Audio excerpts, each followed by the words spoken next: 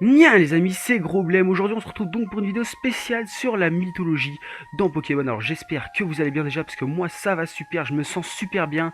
Donc on commence pas la vidéo par un début con hein, comme d'habitude parce que là on va parler sérieusement donc de la mythologie dans Pokémon. Mais Groblem, c'est quoi la mythologie dans Pokémon? Simple petit canaillou alors.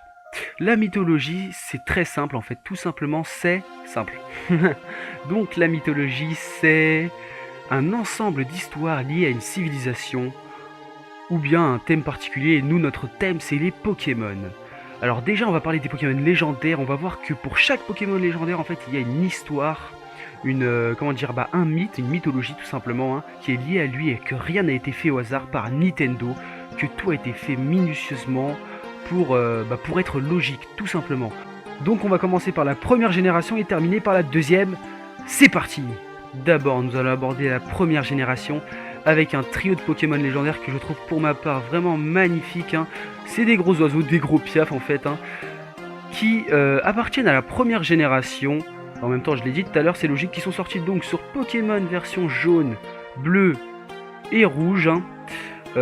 Ces Pokémon légendaires sont aussi surnommés les oiseaux légendaires, Articodin, Elector et Sulfura. Ces trois Pokémon faisant référence en fait à trois dieux, Articodin, Odin, Elector, Thor, le monsieur avec le marteau qu'on voit souvent dans les films, et Sulfura, Ra, un dieu égyptien. Articodin, d'abord un Pokémon de type glace-vol qui en fait refroidirait la température en faisant tomber de la neige rien qu'avec ses battements d'ailes. Elector au plumage jaune qui lui ferait tomber la foudre, et Sulfura au plumage chelou, jaune-orangé on va dire, qui lui aurait des flammes sur le corps et ferait tomber le feu, bon ça se dit pas trop, on va dire qui maîtriserait le feu.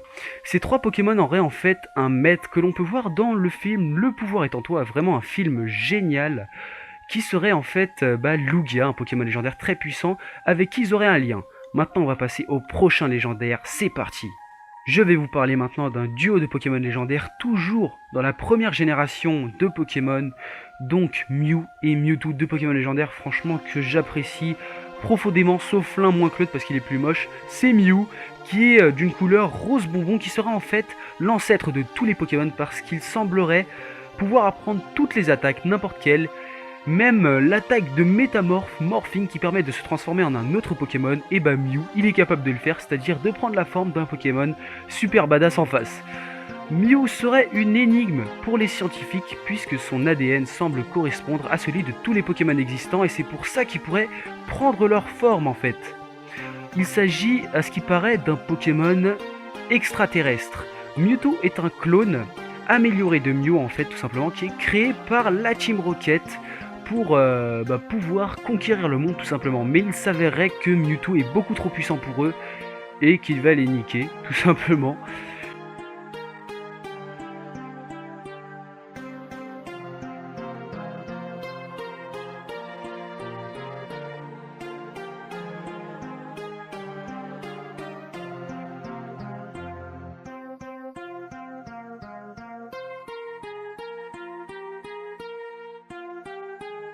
Il s'avère aussi qu'à la fin du film, Mew contre Mewtwo, oui bon, c'est pas très original comme titre, ces deux Pokémon légendaires de type Psy donc vont s'entretuer la gueule. Enfin, ils vont pas vraiment s'entretuer, tu vois, ils vont pas mourir, mais ils vont vraiment se défoncer, et à la mode DBZ, hein. Et franchement, je mens pas, les mecs ils ont du ki autour d'eux, une sorte d'aura, mais bon, en même temps ils sont de type Psy, alors on peut comprendre.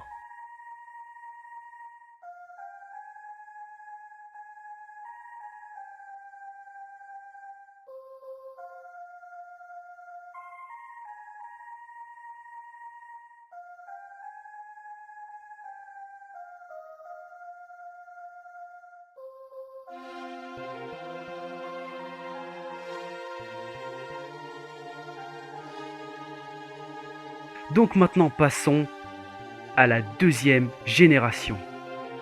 Dans la deuxième génération de Pokémon, c'est-à-dire dans Pokémon version or et Pokémon version argent, il existe des bêtes légendaires, aussi appelées chiens légendaires, fauves légendaires, félins légendaires ou trio bestial. Ce trio, en fait, c'est un trio de chiens, tout simplement. On va les appeler trio bestial parce que c'est mon appellation préférée. Donc ce trio bestial est composé de 3 Pokémon, en même temps c'est un trio, hein. Raikou, Entei et Suicune. D'abord Raikou donc qui est de type électrique, avec un pelage jaune et des taches noires en fait. C'est une sorte Chien moitié léopard, moitié tigre à dents de sabre avec ses 2 grosses canines. Donc il est capable d'imiter le son que fait la foudre quand elle tombe, rien qu'en criant. Ensuite il y a Entei, celui-là que je préfère le moins, donc lui il est de type feu d'abord. Je le préfère moins parce que en fait il paraît plus vieux que les 2 autres. Et il a une sorte de museau en forme de clé à molette, hein. J'ai rien contre les vieux, mais je sais pas, mais ça le rend plus moche en fait. Et il a une sorte de pelage marron, donc lui il maîtrise les flammes, pardon, excusez-moi. Donc ensuite il y a Suicune, mon préféré, celui-là de type eau, donc qui a une sorte de pelage bleu, blanc chelou avec des bandes qui tournent autour de lui, c'est super stylé. Et une sorte de coiffure, une crinière violette. Franchement je le trouve super beau, en plus il est capable de purifier l'eau, rien qu'en la touchant et marcher dessus tellement il est léger. Donc, maintenant je vais vous parler de la légende de la création des bêtes légendaires. C'est parti. À Rosalia se dressaient 2 tours. La tour Carillon, aussi appelée tour de cuivre, et la tour Ferraille. Il y a 700 ans, 2 oiseaux légendaires régnaient sur chacune des tours. Oh était sur la tour Carillon et Lugia était sur la tour Ferraille. Il y a 150 ans, un terrible orage eut lieu et foudroya la tour de cuivre. Un incendie détruisit la tour Ferraille qui devint par la suite la tour Cendrée. Les 2 Pokémon légendaires prirent la fuite quand une forte pluie s'écrasa sur Rosalia, éteignant les flammes et sauvant donc ses habitants. Quand Ho-Oh redescendit du ciel, il constata que 3 Pokémon avaient péri lors de l'incendie. Il les ressuscita et leur donna d'immenses pouvoirs. Ces 3 Pokémon devinrent Raikou, Entei et Suicune, représentant la foudre qui s'était abattue, l'incendie qui avait ravagé et la pluie qui avait stoppé la destruction. Donc aussi, à ce qui paraît, les 3 Pokémon qui étaient morts étaient en fait un Pyroli, un Voltali et un Aquali qui sont devenus donc Raikou, Entei et Suicune. Tout simplement, donc passons au légendaire suivant.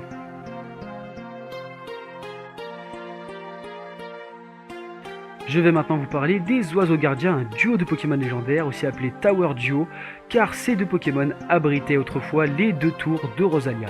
Et oui, je pense que vous avez deviné c'est qui avec les légendes de tout à l'heure sur le trio bestial, et oui, c'est bel et bien Ho-Oh et Lugia. Ces 2 Pokémon mythiques ont un très gros lien en fait. D'abord, Ho-Oh est un Pokémon arc-en-ciel que l'on peut trouver dans Pokémon Or.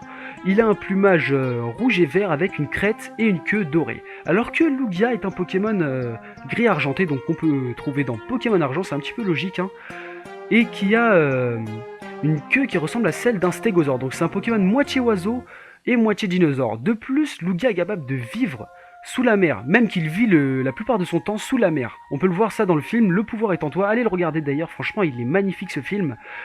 Donc... Ces 2 Pokémon, en fait, ils ont une caractéristique, car c'est le seul duo de tout Pokémon dont chacun, en fait, est maître d'un trio. Je m'explique. D'abord, il y a Ho-Oh qui avait sauvé donc le trio bestial la dernière fois, lors de l'incendie, l'orage et la pluie et tout ça. Donc, après les avoir sauvés, en fait, il a dominé ces bêtes légendaires, tout simplement. Alors que Lugia, comme je vous l'ai dit tout à l'heure, dans le film Le pouvoir est en toi, il est maître déjà des oiseaux légendaires Articodin, Elector et Sulfura. Donc maintenant que j'ai terminé avec les oiseaux gardiens, on va passer au dernier Pokémon de la 2e génération. Donc pour conclure cette vidéo, je vais vous parler d'un dernier Pokémon légendaire de la 2e génération. Et oui, c'est Celebi, donc un Pokémon qui s'apparente plutôt à une fée, qui est tout mignon. Tu vois, on n'a même pas l'impression que c'est un Pokémon légendaire ce truc là, parce que tous les Pokémon légendaires qu'on a vus pour l'instant, ils étaient badass, super costaud, super grand, tu vois, alors que lui il est tout petit, tout rikiki. Il est vert comme la nature, il a 2 antennes et des yeux bleus super mignons. De plus ses petites ailes, tu vois, c'est ça qui fait penser à une fée, hein, tout simplement. Donc c'est un Pokémon de type psy et de type plante, apparu dans la 2e génération, hein, en même temps. C'est ce que j'ai dit tout à l'heure, donc c'est le Pokémon incapturable de Pokémon Or et Pokémon Argent. Pourquoi? Parce qu'on peut pas le voir, tout simplement. On sait qu'il y est, mais on peut pas le trouver. C'est comme Mew, mais dans la 1re génération, c'est exactement la même chose. Donc, ce Pokémon-là, en fait, est capable de voyager dans le temps, ce qui est ultra cheaté, en fait. Il peut contrôler la nature et est la star Pokémon du 4e film, La Voix de la Forêt. Voilà, donc j'espère que cette vidéo vous aura plu les amis. Moi ça m'a fait franchement super plaisir de tourner une vidéo comme ça. C'est vraiment la première fois, hein. Ça n'a rien à voir avec les let's play. Et en plus ça m'a appris des trucs, donc il n'y a pas que vous qui avez appris des trucs sur Pokémon, il y a moi aussi, hein. Par exemple le truc des trios bestiales avec la légende de la foudre et tout ça, je connaissais pas. Franchement, je suis sérieux, je mens pas, je connaissais vraiment pas.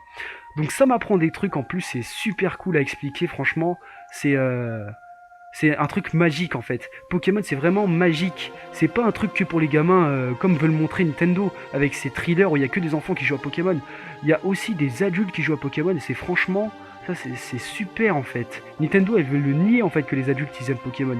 Mais c'est incontournable. Pokémon c'est vraiment un jeu incontournable. C'est même plus un jeu maintenant, c'est une marque carrément. Bon, c'est pas qu'un jeu non plus, c'est aussi un animé.